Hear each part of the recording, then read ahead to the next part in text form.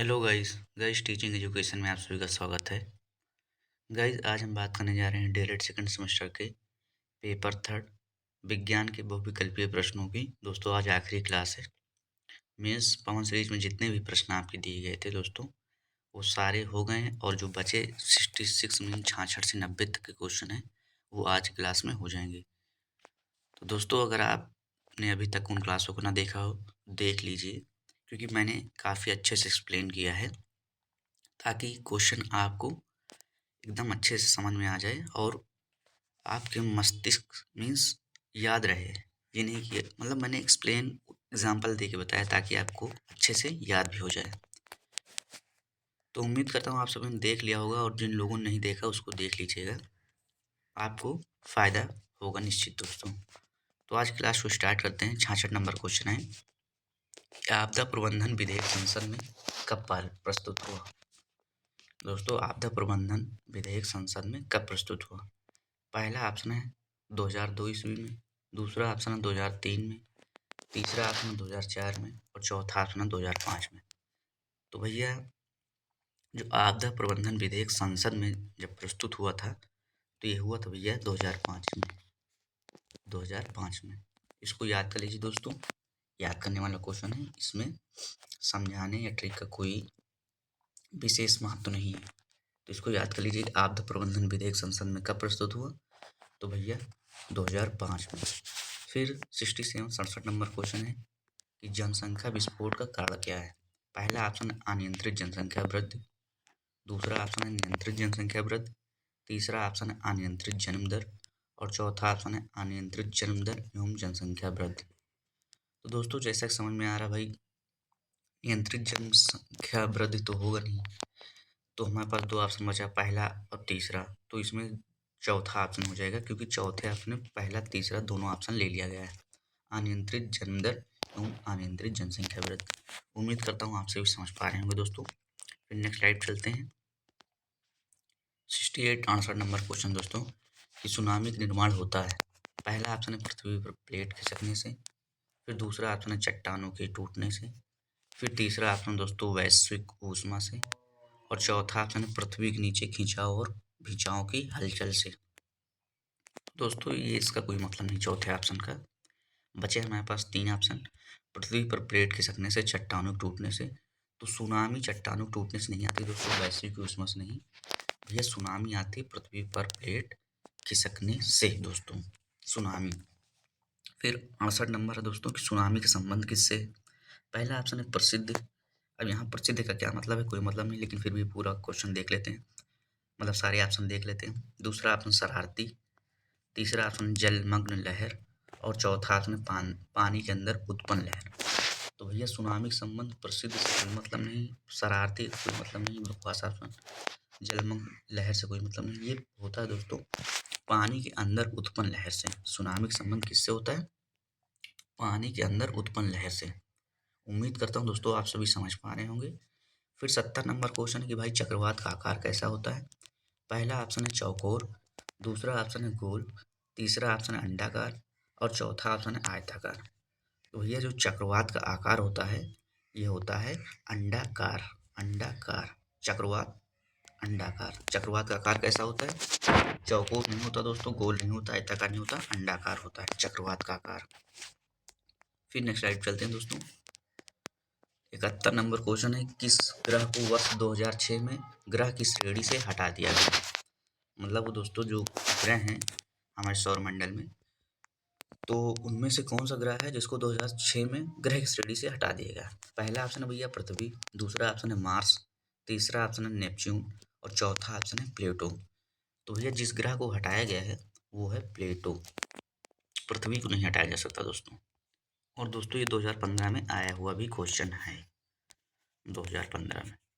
फिर है दोस्तों 72 नंबर क्वेश्चन कि द्वितीय प्रकार के उत्तोलक का उदाहरण है। तो उत्तोलक तीन प्रकार के होते हैं दोस्तों, प्राथमिक, द्वितीयक, तृतीयक। अब यहाँ पर द्वितीयक प्रकार के उत्तोलक की बात की गई है दोस्तों। पहला ऑप्शन है बोतल खोलने वाला यंत्र, फिर दूसरा ऑप्शन है पंजेदार हथौड़ी, तीसरा ऑप्शन है कैंची, चौथा ऑप्शन है ब्रेड काटने का चाकू। मतलब जो ब्रेड काटने के लिए चाकू इस्तेमाल किया जाता है वो। तो भैया द्वितीय प्रकार के जो उत्तोलक में हो जाएगा हो जाएगा बोतल खोलने वाला यंत्र। जैसे दोस्तों आप सभी को याद होगा, पहले कोल्ड ड्रिंक की बॉटल, अब तो बहुत कम हो गया, उसमें दोस्तों स्टील की ढक्कन लगी होती थी और कांच वाली बोतल में। तो उसको खोलने के लिए देखे होंगे आप लोग, एक उपकरण होता था, मतलब एक तरफ खाली होता तो उसको फंसा के निकाल दिया जाता था। और बहुत सारे भाई लोग दांत से भी खोल लेते थे। लेकिन यहाँ पर दोस्तों उसकी मतलब बात की गई है कि उत्तोला कौन सा होगा, तो बोतल खोलने वाला यंत्र हो जाएगा। फिर 73 नंबर क्वेश्चन है कि प्रबल क्षार है। पहला ऑप्शन है NH4OH, फिर दोस्तों CH का होल ट्वाइस, तीसरा ऑप्शन है NOH, चौथा ऑप्शन है MgOH का होल ट्वाइस। तो दोस्तों ये सभी क्षार हैं। क्षार दोस्तों होता है OH हाइड्रोक्साइड, जिसके लास्ट में हाइड्रोक्साइड लगा है, ये क्षार है। और दोस्तों अधातुओं के ऑक्साइड क्षार, वो धातुओं के ऑक्साइड क्षारीय होते हैं और अधातुओं के ऑक्साइड ऑक्साइड अम्लीय होते हैं। मतलब दोस्तों जो धातु होंगी वो सभी क्षार होंगे, जो अधातु होंगी, अधातु मतलब नॉन मेटल, वो होंगी अम्ल। अधातुओं के ऑक्साइड अम्लीय, धातु के ऑक्साइड क्षारीय। तो भैया इसमें प्रबल क्षार की बात की गई है। प्रबल का मैंने बताया था मतलब उसी दिन दोस्तों, प्रबल का मतलब मजबूत, मतलब ज़्यादा शक्तिशाली बोल सकते हैं आप लोग इसे। तो भैया इसमें प्रबल क्षार है sodium hydroxide NOH। Ammonium hydroxide दोस्तों, इसको नाम जान लीजिए, इसका अमोनियम हाइड्रोक्साइड है NH4OH का। कैल्शियम हाइड्रोक्साइड है CH का होल ट्वाइस, और ये है MgOH का होल ट्वाइस, मैग्नीशियम हाइड्रोक्साइड। फिर नेक्स्ट स्लाइड चलते हैं दोस्तों। 74 नंबर क्वेश्चन है कि अधपका मांस खाने से होने वाला रोग कौन सा है। तो भैया पहला ऑप्शन है टाइफाइड, दूसरा ऑप्शन है एंथ्रेक्स, तीसरा ऑप्शन है रेबीज, चौथा ऑप्शन है पील पाँव। तो अधपका मांस खाने से भैया टाइफाइड नहीं होता। टाइफाइड तो जानते होंगे दोस्तों आप सभी, ये मच्छरों मतलब आमतौर पर मच्छरों से भी होने वाला रोग है। और ये टाइफाइड में जब जो अंग प्रभावित होता है दोस्तों वो है आंत। टाइफाइड होने में जो अंग प्रभावित होता है वो है दोस्तों आंत। तो भैया इसमें जो हमारा आंसर हो जाएगा कि मतलब अधपका मांस खाने से कौन सा रोग होता है, तो हो जाएगा भैया एंथ्रेक्स। एंथ्रेक्स, पील पाँव का कोई मतलब नहीं दोस्तों। रेबीज जो होता है कुत्ते के काटने से होता है, आप सभी जानते होंगे। और इसमें अगर रेबीज किसी को हो गया तो 100% मौत निश्चित है, ये साइंस कहती है, या आप लोगों ने एग्जाम्पल भी देखा होगा। और इसमें अगर रेबीज हो जाता है तो इंसान के अंदर उसी तरह हरकत भी करने लगता है, जैसे कुत्ते की आवाज़, इस तरह में दोस्तों। मैंने साक्षात देखा भी है दोस्तों, इसलिए मैं और 100% श्योरिटी के साथ बता रहा हूँ। लेकिन साइंस में साफ तौर पर लिखा गया है कि भैया अगर किसी को रेबीज हो गया तो उसका बचना नामुमकिन है, और रेबीज होने के बाद वो उसी तरह की हरकतें करने लगेगा दोस्तों। फिर 75 नंबर क्वेश्चन है कि रसांकुर विविध संरचना पाई जाती है किसमें। क्षुद्रांत का मतलब होता है दोस्तों छोटी आंत में। यकृत दोस्तों लीवर बोलते हैं इंग्लिश में इसको दोस्तों। ये दोस्तों सबसे बड़ी अंतःस्रावी ग्रंथि भी बोलते हैं दोस्तों इसको, लीवर को। फिर दोस्तों लार ग्रंथ, थोड़ा सा कन्फ्यूजन दोस्तों अंतःस्रावी, चलिए इसको देख लेंगे। लार ग्रंथि दोस्तों, लार ग्रंथि में जो काम होता है, हमारे मुंह के अंदर जो लार बनती है, ये लार ग्रंथ अंतःस्रावी ग्रंथ में आती है दोस्तों, हृदय में। तो भैया रसांकुर जो विलीय संरचना पाई जाती है, ये पाई जाती है भैया छोटी आंत में, क्षुद्रांत में। एक होती है दोस्तों छोटी आंत में, एक होती है बड़ी आंत। तो जो संपूर्ण पाचन होता है हम लोग का भोजन का, वो होता है छोटी आंत में। फिर 76 नंबर क्वेश्चन है कि निम्नलिखित में से कौन सा भौतिक परिवर्तन है। तो दोस्तों मैंने इसे बहुत अच्छे से बताया है, आप सभी दोस्तों इसकी अलग क्लास पढ़ी हुई है पूरी, और आप उसमें देखे होंगे कई बार दोस्तों भौतिक परिवर्तन, रासायनिक परिवर्तन, मैंने बहुत अच्छे से एक्सप्लेन किया है। और मैं दोस्तों 100% श्योरिटी के साथ ही कह सकता हूँ कि आप उस क्लास को देख लेंगे तो आपका भौतिक परिवर्तन और रासायनिक परिवर्तन क्लियर हो जाएगा। और जो दोस्तों सीटेट टेट में भी आता है, अन्य कॉम्पिटिटिव एग्जाम में भी आता है दोस्तों। तो भैया भौतिक परिवर्तन में मैंने क्या बताया था, इसमें सबसे बड़ी पहचान है नया पदार्थ नहीं बनेगा। नया पदार्थ नहीं बनेगा दोस्तों, नया पदार्थ नहीं बनेगा दोस्तों, नया पदार्थ नहीं बनेगा। इसमें दोस्तों सही से लिख नहीं जाता है। तो भैया पहला ऑप्शन है दूध से दही का बनना, तो भैया ये तो पदार्थ नया बन जा रहा। फिर दूसरा गन्ने के रस से सिरका का बनना, बल्ब का जलना, कागज का जलना। तो मैंने बताया था दोस्तों जलना वाला रासायनिक परिवर्तन होता है, लेकिन अब यहाँ पर पदार्थ नहीं जल रहा, यहाँ पर बल्ब जल रहा, तो ये रासायनिक परिवर्तन नहीं होगा। कागज का जलना रासायनिक परिवर्तन, दूध से दही बनना रासायनिक परिवर्तन, गन्ने के रस से सिरका बनाना नया पदार्थ बन रहा भैया रासायनिक परिवर्तन। लेकिन जो दोस्तों यहाँ पर तीसरा ऑप्शन हो जाएगा हमारा कि भैया बल्ब का जलना, ये हो जाएगा भौतिक परिवर्तन, क्योंकि इसमें कोई नया पदार्थ नहीं बन रहा है। ये दोस्तों इसकी मोटी मोटी पहचान है, और इसके रंग में भी कोई परिवर्तन नहीं हो रहा दोस्तों। फिर 77 नंबर क्वेश्चन है कि नींबू में पाया जाने वाला अम्ल कौन सा है। तो दोस्तों ये अम्ल होता है क्षार, जैसे मैंने बताया दोस्तों कि अधातुओं के ऑक्साइड अम्लीय होते हैं और धातु के ऑक्साइड क्षारीय होते हैं। तो भैया नींबू में पाया जाने वाला कौन सा अम्ल है। पहला ऑप्शन है सल्फ्यूरिक अम्ल, दूसरा ऑप्शन भैया एसिटिक अम्ल, तीसरा ऑप्शन है नाइट्रिक अम्ल, चौथा ऑप्शन है साइट्रिक अम्ल। तो दोस्तों जो इसमें मतलब नींबू जिसमें पाया जाता है भैया, वो तो हो जाएगा हमारा ऑप्शन द, मतलब चौथा हो जाएगा कि भैया साइट्रिक अम्ल में नींबू पाया जाता है।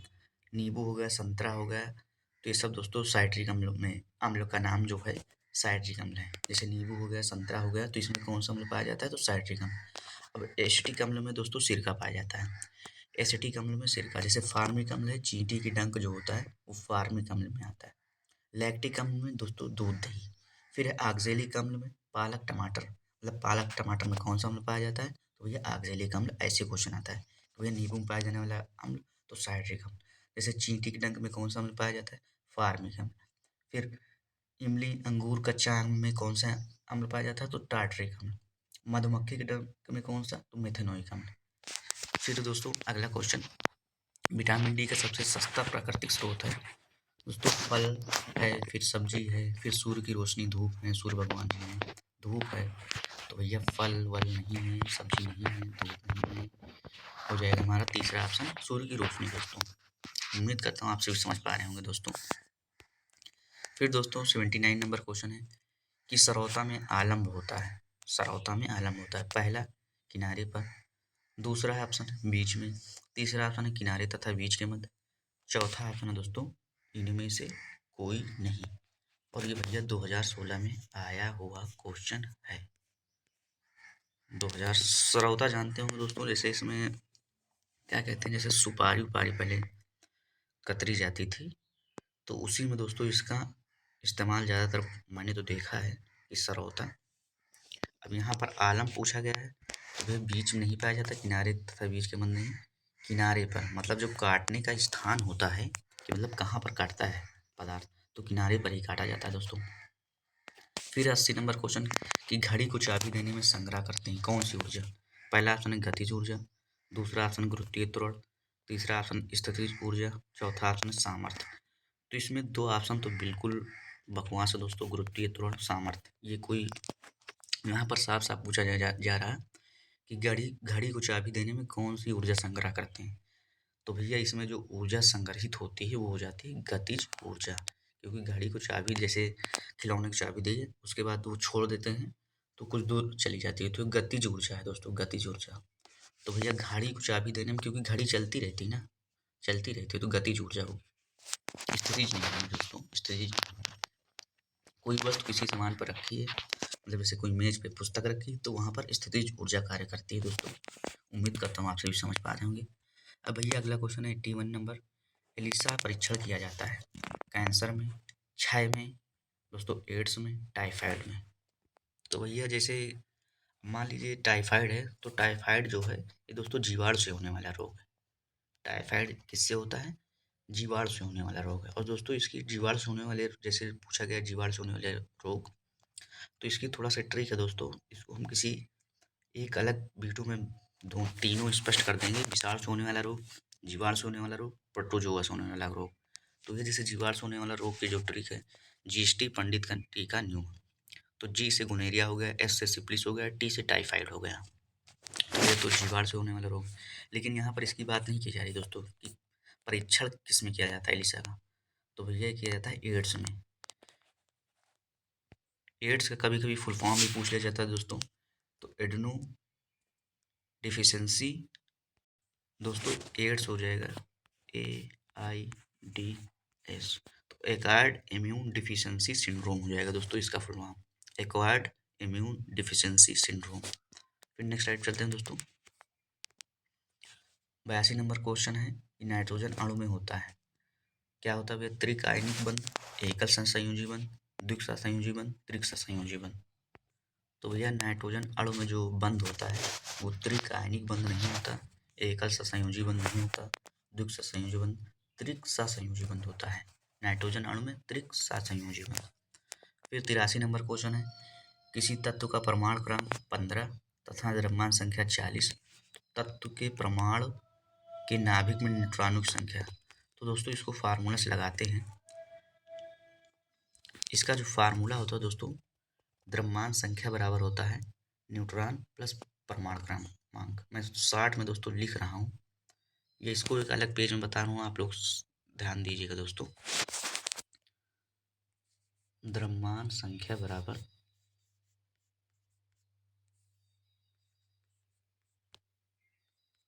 दोस्तों न्यूट्रॉन होता है प्लस परमाणु क्रमांक होता है। तो भैया अब देखते हैं कि इसमें क्या क्या दिया गया है। जैसे दोस्तों द्रव्यमान संख्या यहाँ पर दी गई है और परमाणु क्रमांक भी दिया गया है। तो अब यहाँ पर द्रव्यमान संख्या दोस्तों 40 दी गई है और परमाणु क्रमांक 15 दिया गया है। द्रव्यमान संख्या 40 और दोस्तों परमाणु क्रमांक जो है वो दिया गया है दोस्तों 15। तो हमें न्यूट्रॉनों की संख्या निकालनी है। तो भाई उधर से इधर आ गया, मतलब दाएं पक्ष से बाएं पक्ष में आया तो माइनस में आ जाएगा, प्लस माइनस इतना जानते होंगे आप सभी दोस्तों। तो न्यूट्रॉनों की संख्या ज्ञात करनी, 40 में से जब 15 घटाएंगे तो दोस्तों आपका 25 आएगा, यही हो जाएगा न्यूट्रॉनों की संख्या। उम्मीद करता हूँ आप सभी समझ पाए होंगे दोस्तों। तो इसमें जो हमारा ऑप्शन हो जाएगा भैया वो हो जाएगा 25। सब आप लोग उम्मीद कर समझ गए होंगे दोस्तों अच्छे से आप सभी। फिर 84 नंबर क्वेश्चन है कि दाएं अनिल से अशुद्ध रुधिर किस अंग में चला जाता है? बायां लिंग बायां नील है, दायां लिंग दायां नील है। तो दोस्तों इसमें भैया अशुद्ध रुधिर की बात की गई है, तो ये किस अंग में चला जाता है? तो भैया ये चला जाता है हमारा, पहला ऑप्शन है फेफड़ा, दूसरा ऑप्शन है हृदय, तीसरा ऑप्शन है त्वचा और चौथा ऑप्शन है यकृत। तो ये फेफड़े में जाता है दोस्तों, क्योंकि मेन फेफड़े में ही ये सब कार्य होते हैं। फेफड़े से हृदय में जाता है दोस्तों अशुद्ध रुधिर, फेफड़े से फिर हृदय, तो यही होता है दोस्तों, चक्र इसका चलता रहता है। आप इसमें तो काफ़ी अच्छे से इसका दिया गया है दोस्तों, जो लघु उत्तरीय प्रश्न है पूरा इसमें दोस्तों फिगर से बताया गया है अच्छे से काफ़ी। फिर है दोस्तों नेक्स्ट स्लाइड चलते हैं। 85 नंबर क्वेश्चन है कि पेट्रोल में होती कौन सी ऊर्जा, मतलब माफ़ कीजिए दोस्तों, कौन सी ऊर्जा होती है? यांत्रिक ऊर्जा, विद्युत ऊर्जा, ध्वनि ऊर्जा, रासायनिक ऊर्जा। तो भैया पेट्रोल में ध्वनि ऊर्जा का क्या मतलब है यहाँ पर, और विद्युत ऊर्जा का क्या मतलब है? दो ऑप्शन तो ऐसे ही कट गए दोस्तों। यांत्रिक ऊर्जा भी कोई मतलब नहीं है दोस्तों, यांत्रिक ऊर्जा यहाँ पर कहाँ, रासायनिक ऊर्जा होगी भैया पेट्रोल में। 86 नंबर क्वेश्चन है निम्नलिखित में से चूना पत्थर का रासायनिक सूत्र। तो पहला ऑप्शन दोस्तों Na2CO3, फिर दूसरा ऑप्शन है कैल्शियम हाइड्रोक्साइड CH का होल ट्वाइस, फिर है कैल्शियम ऑक्साइड CO, फिर दोस्तों CaCO3। तो भैया चूना पत्थर का रासायनिक सूत्र पूछा जा रहा है यहाँ पर, तो हो जाएगा CaCO3। और जो दोस्तों CaO है इसको बिना बुझा चूना कहते हैं, इसको दोस्तों बिना बुझा चूना कहते हैं। ये सब दोस्तों क्षार हैं, ये है क्षार CO, और जो CH का होल ट्वाइस है कैल्शियम हाइड्रोक्साइड जिसे बोलते हैं, ये दोस्तों बुझा चूना है, ये बुझा चूना, कैल्शियम ऑक्साइड बिना बुझा चूना। फिर नेक्स्ट स्लाइड चलते हैं दोस्तों। 87 नंबर क्वेश्चन है भैया कि सोलर सेल में मुख्य रूप से ऊर्जा का रूपांतरण होता है। पहला ऑप्शन है प्रकाश ऊर्जा का विद्युत ऊर्जा में, प्रकाश ऊर्जा का रासायनिक ऊर्जा में, रासायनिक ऊर्जा का प्रकाश ऊर्जा में, फिर चौथा ऑप्शन ऊष्मा ऊर्जा का प्रकाश ऊर्जा में। तो दोस्तों इसमें जो सोलर सेल आप सभी जानते होंगे, तो जो प्रकाश ऊर्जा आती है उसको विद्युत ऊर्जा में बदलता है। पहला ऑप्शन हमारा सही हो जाएगा। आप लोगों ने देखा भी होगा, अब तो इस पे काफ़ी जोर दिया जा रहा है गवर्नमेंट द्वारा। फिर 88 नंबर क्वेश्चन की पेलाग्रा रोग निम्नलिखित में से किस विटामिन की कमी से होता है? तो पहला ऑप्शन दोस्तों विटामिन ए, फिर vitamin B, vitamin C, vitamin D. मैंने बताया दोस्तों विटामिन दो प्रकार के होते हैं, एक वसा में घुलनशील, एक जल में घुलनशील। जल में घुलनशील की टिक बॉटल में है कोल्ड ड्रिंक BC, और वसा में घुलनशील ADEK एडेक। तो दोस्तों ये हो गई।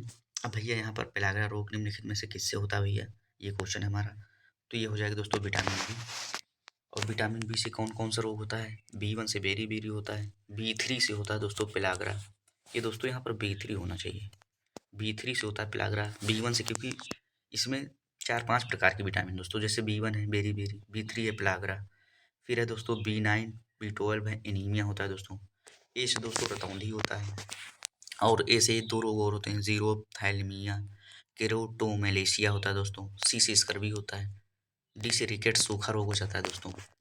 फिर नेक्स्ट स्लाइड पर चलते हैं दोस्तों। उम्मीद करता हूँ आप सभी समझ पा रहे होंगे। 89 नंबर क्वेश्चन की जड़ों द्वारा वर्धी प्रजनन होता है? आलू में, शकरकंद में, अदरक में, गन्ना में। तो भैया जड़ों द्वारा वर्धी प्रजनन किसमें होता है? क्वेश्चन है हमारा, तो ये हो जाएगा भैया शकरकंद में।